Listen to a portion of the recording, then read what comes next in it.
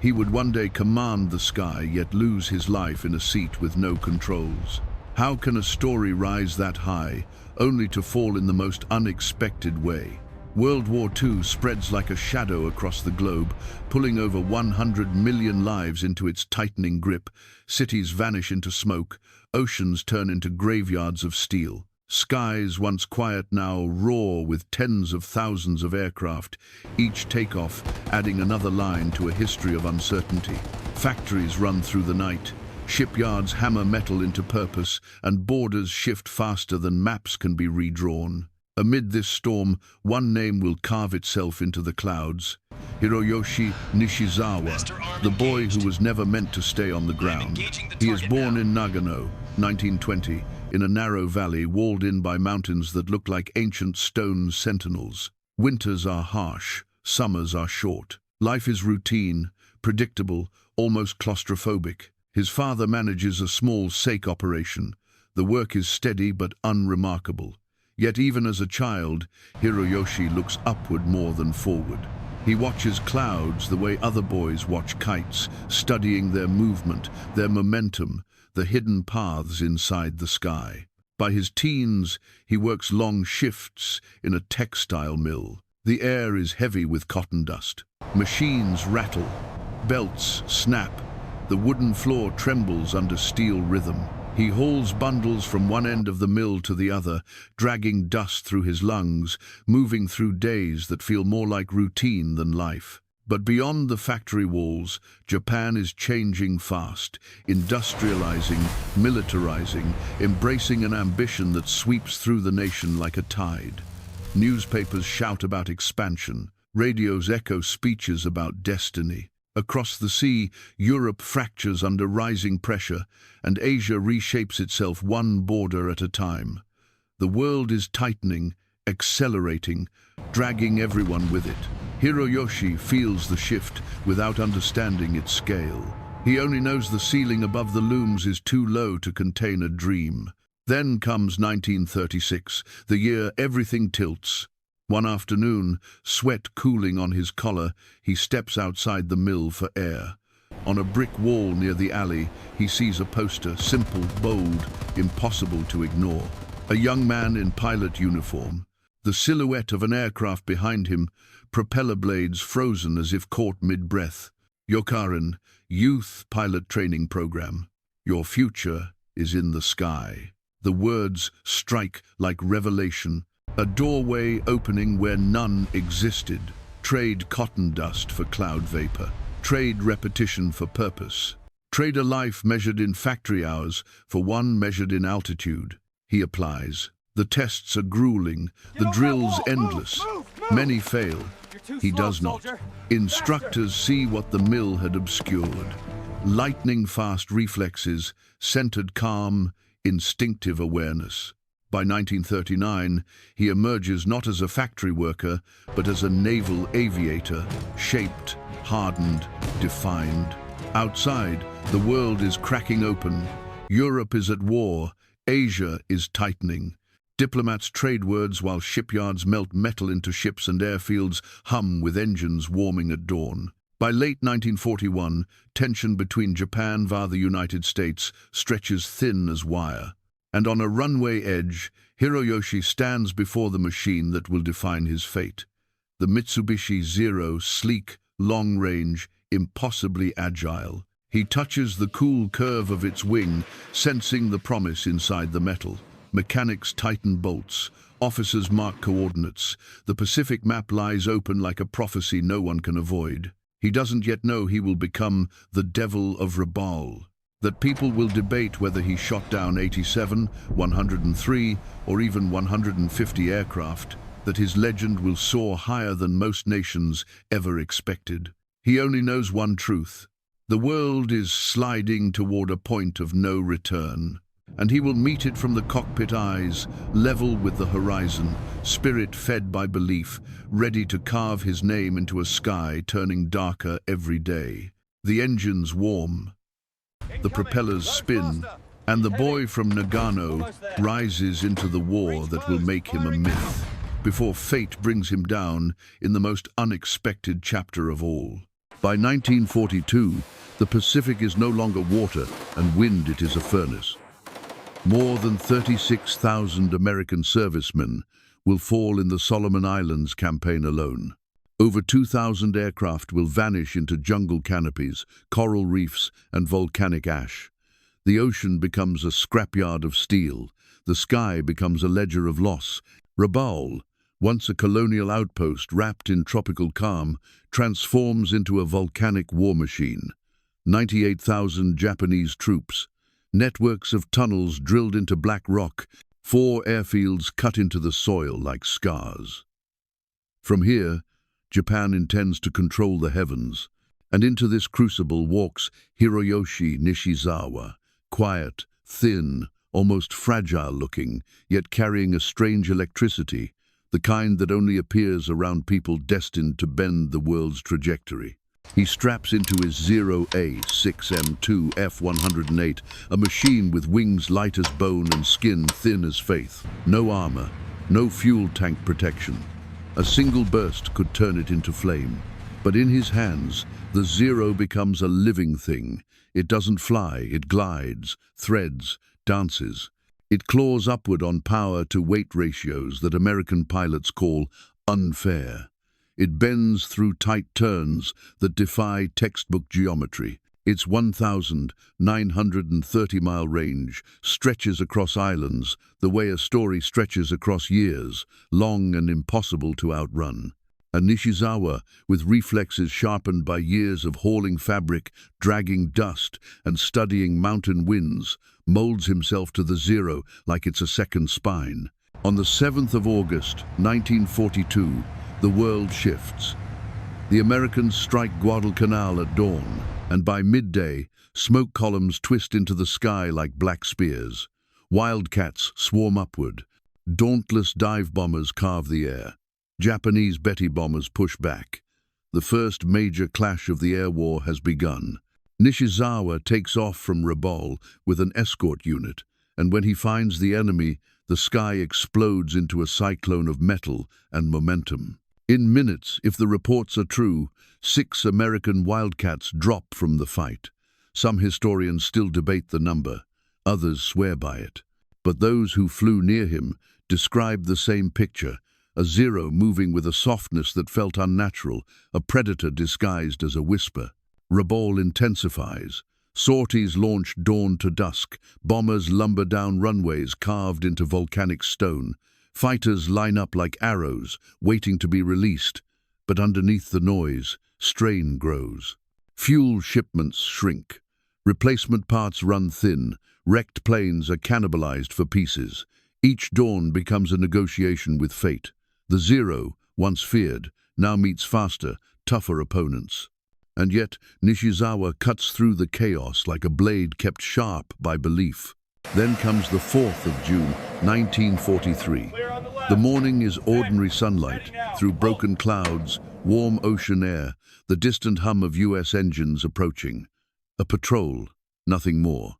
But within minutes, the entire sky ignites. Bombers with heavy escorts appear, and the air becomes a chalkboard of contrails and tracer lines. What follows is the moment that cements his legend. In 15 minutes, 15 impossibly brief minutes, 8 American aircraft fall. 8. In a theater where most pilots pray simply to live through one engagement, American pilots record unexpected losses. Japanese controllers freeze at the crackling radio tally. Even hardened mechanics stop mid-repair as if time itself is stunned. His name becomes a rumor carried by wind currents, but war does not bow to talent forever. By late 1943, the balance breaks.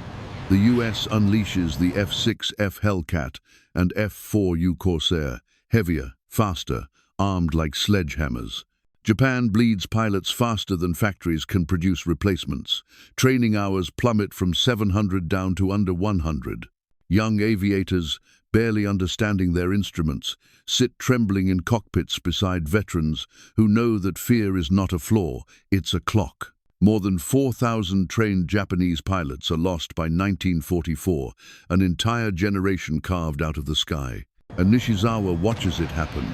He sees boys who look younger each month, faces smooth, hands shaking, eyes swirling with hope and terror.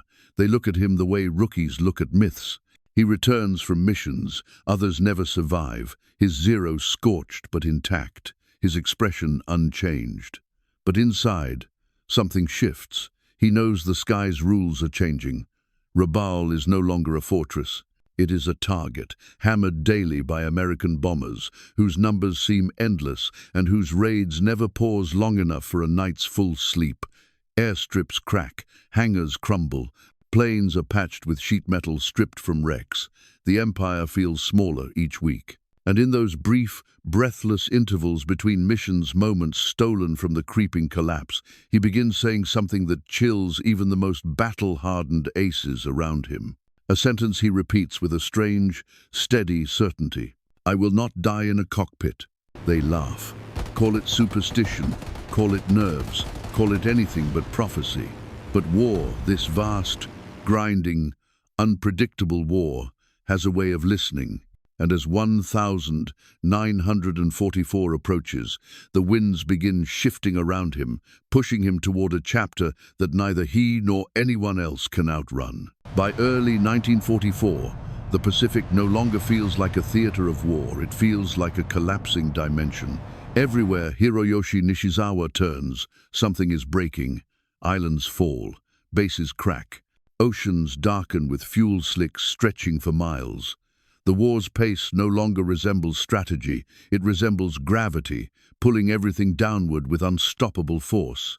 Japan, once confident behind its early victories, now loses aircraft and airmen at a rate that defies comprehension. More than 14,000 Japanese aircraft will be lost by the end of the war, and 1,944 is the steepest part of that plunge. Entire wings evaporate in weeks, squadrons shrink to scattered survivors. The Empire's air strength isn't thinning, it's imploding. And in the middle of this implosion, Nishizawa continues to rise into the sky, flight after flight, as if defiance alone can slow the collapse. He launches through smoke columns, rising from what used to be Rabaul's stronghold. The Americans drop over 20,000 tons of bombs on Rabaul between late 1943 and early 1944, turning runways into cratered moonscapes. Fuel depots ignite like volcanic vents. Hangars collapse into heaps of twisted metal. By February, Rabaul isn't just neutralized, it's erased. Yet units like Nishizawa's still operate from the skeleton of the base, dragging battered Zeros over broken tarmac, fed by belief that one more sortie might change something, anything. But the truth is clear, the Zero's reign is ending. In 1942, it was the king of the Pacific. In 1944, it becomes prey.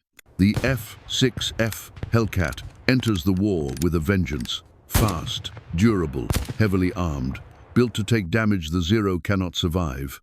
It shoots down over 5,000 Japanese aircraft across the Pacific, more than any other Allied fighter. The F-4U Corsair joins the hunt soon after, its gull wings slicing through the air with brutal precision. Against these newer machines, Japanese pilots fall at a rate that wounds the sky itself. The average survival time for a rookie pilot plunges under 100 flying hours, a statistic that feels less like data and more like a countdown clock. Nishizawa watches this reality unfold in real time. Every briefing room grows emptier. Every squadron photo has more faces circled in ink. Every engine startup feels heavier, as if the ground itself is warning him. And then he begins saying it, quietly, calmly, as if reading a truth written somewhere beyond the horizon. "I will not die in a cockpit." At first, the others laugh, aces like Saburo Sakai and Toshio Ta, men carved from the same iron discipline. But even they fall silent after the fifth or sixth time he says it. Not dramatically, not jokingly, just matter of fact, like he's reporting a weather pattern no one else can see. The war presses harder. Japan loses nearly 400 aircraft during the Battle of the Philippine Sea alone, an event historians later call the Great Marianas Turkey Shoot. More than 300 veteran pilots are lost in a single day, a blow from which the Empire never recovers. As these losses mount, Japan begins compressing pilot training from 700 hours to less than 90. Boys who should still be practicing landings are pushed into combat against seasoned American aviators with thousands of combined flight hours. Nishizawa escorts these children because that's what they are into battle. Some never return from their first mission. Others return shaking, whispering prayers, touching the fuselage of Nishizawa's Zero like it's a shrine. He tries to lead them. He tries to shield them. But leadership cannot rewrite physics. And physics in 1944 belongs to the Americans. Still, something uncanny happens. Nishizawa keeps surviving. Flight after flight, raid after raid. He threads through Hellcat swarms as if guided by an invisible line drawn through the sky. His Zero takes hits it shouldn't survive and returns anyway. Mechanics swear the aircraft is cursed or protected, they cannot decide which. Pilots begin watching him the way sailors once watched compasses. Not for direction, for aim. But no skill can stop what the war is becoming. Ressources drain, fueldries. Engines cough more than they roar.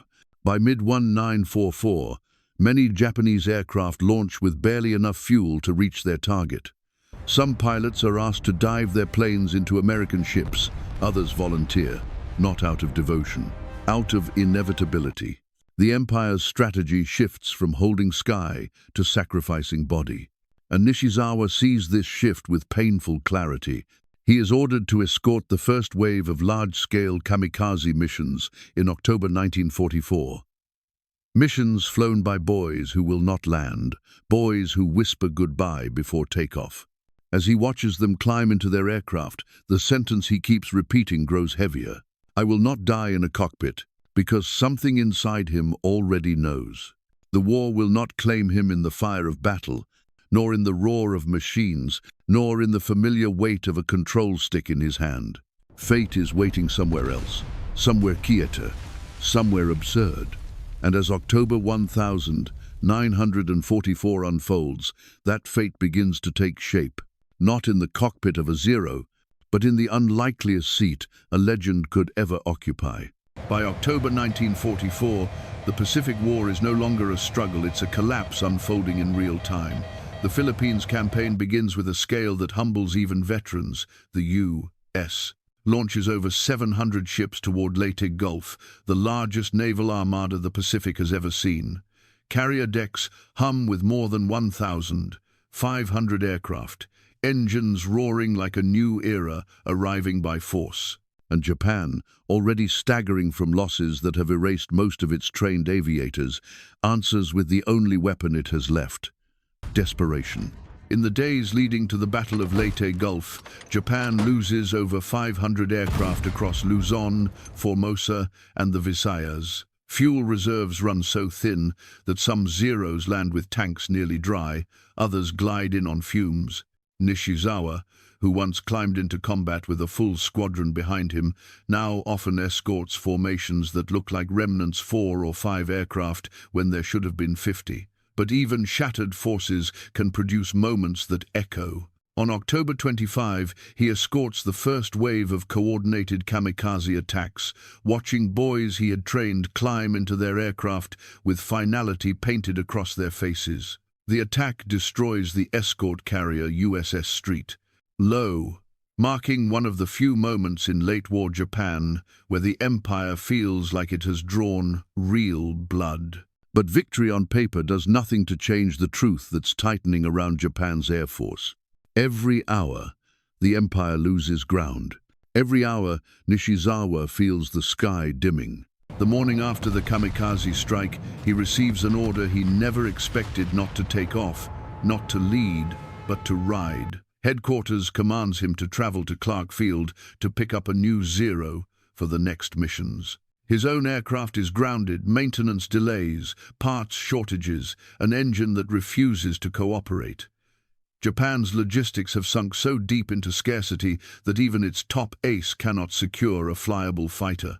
The irony hits him the way turbulence hits a wing, a jolt, then a hollow stillness.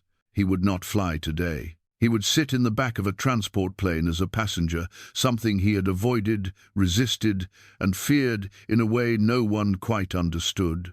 He repeats the sentence again, soft but steady. "I will not die in a cockpit." Ota laughs, shaking his head. "Then relax. Today you're not in one." But even he feels a cold flicker in his chest. The aircraft assigned for the transfer is a Nakajima Ki 49 Helen, a twin-engine transport repurposed because Japan has run out of dedicated transports in the Philippines. A plane never meant for frontline skies now carries 3 aces whose combined victory count exceeds 200 enemy aircraft: Nishizawa, Toshio Ota, Sadaki Akamatsu. Men who once shaped the sky like sculptors now sit fastened into a rattling cabin built for logistics, not legends. As they lift off from Cebu, the situation on the ground reflects the wider collapse. Japan has lost over 50% of its aircraft in the Philippines in under a month. U.S. carriers sweep the archipelago with overwhelming air power. The Philippines, once considered a defensive shield, is becoming a steel trap.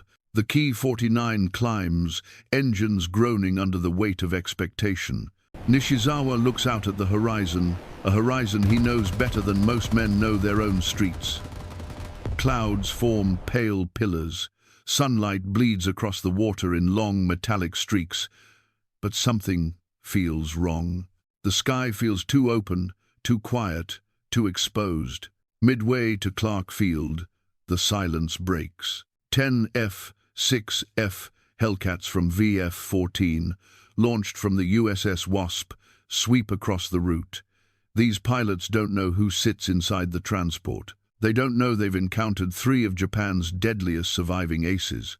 To them, the Ki 49 is simply a slow-moving target, an aircraft type the U.S. has destroyed over 150 times in the war already.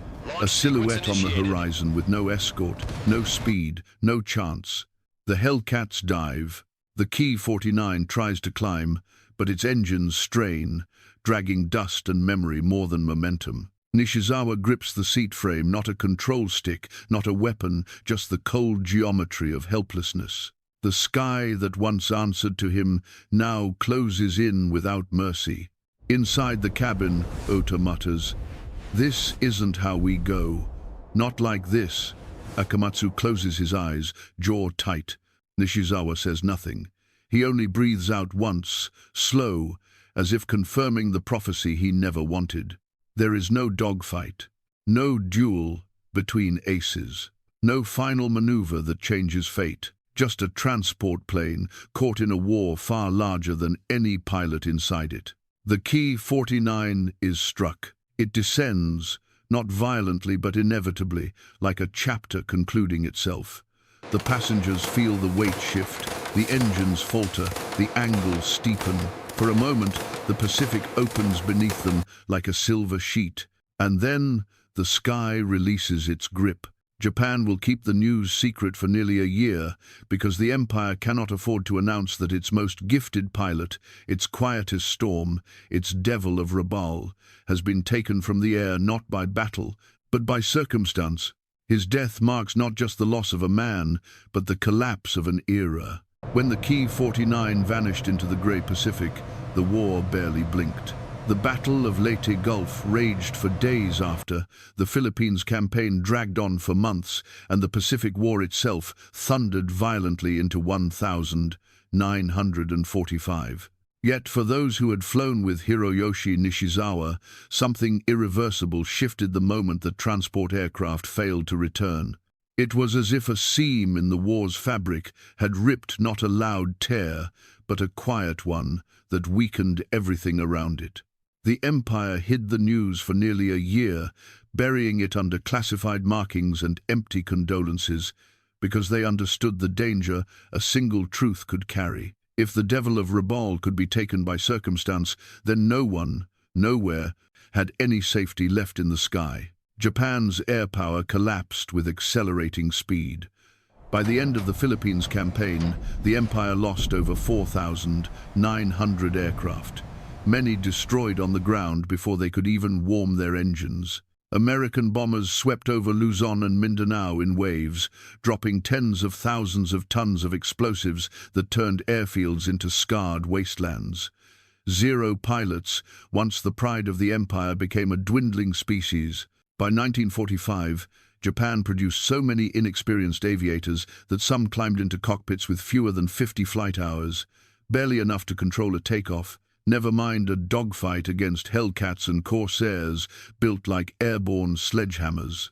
The sky that Nishizawa once commanded so effortlessly became a storm that crushed anything fragile. His former comrades felt this storm intimately. Saburo Sakai, half-blinded, scarred, still flying, carried the weight of Nishizawa's loss like an invisible gravity pulling at his posture. Toshio Ota, who should have been beside Nishizawa but instead met his fate the same day, left behind letters that spoke of fatigue, frustration, and a sense that the world was caving in. Ground crews whispered of the boy from Nagano who had once danced through tracer fire. Pilots repeated his name in hushed tones before missions, not as a prayer, but as a memory sharp enough to sting.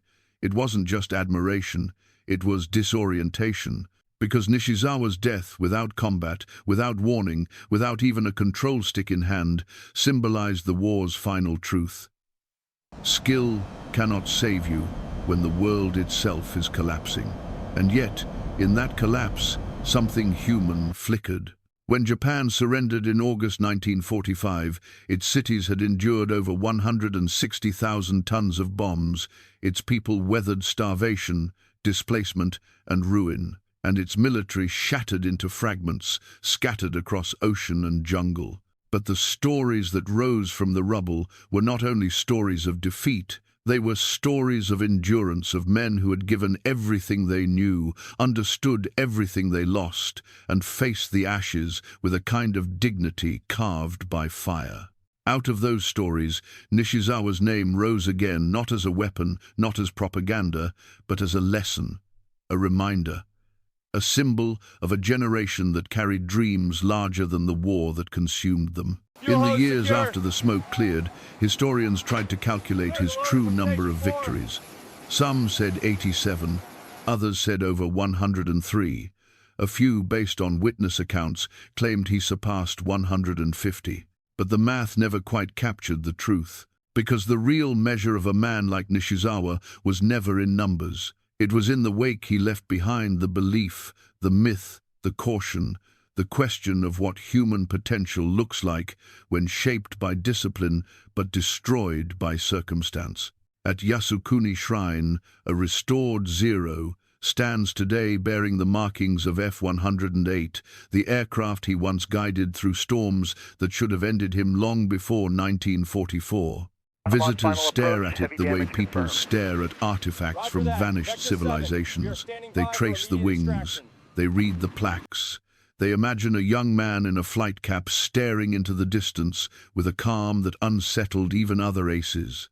They imagine the sky he once commanded and the fate that took him somewhere he never controlled. And in that imagining, something essential appears. A simple truth that threads through every chapter of his life. That greatness is not armor, that destiny is not a guarantee, and that even the most gifted hands cannot steer the world away from collapse. But there is another truth, quieter, deeper one, that survives the destruction. A truth fed by belief, sharpened by struggle, glowing faintly through the ash. That human beings, even in the darkest hours of history, still reach upward, still chase horizons, still carve miracles into hostile skies. Nishizawa's life was not defined by how it ended, but by how fiercely he lived inside a world unraveling around him. His story is a reminder that courage does not always win, talent does not always triumph, and fate does not always reward those who rise highest. But even when the sky turns against you, meaning can still be made from the ascent. In the black and white memory of the Pacific War, he remains a streak of light, brief, brilliant, impossible to ignore.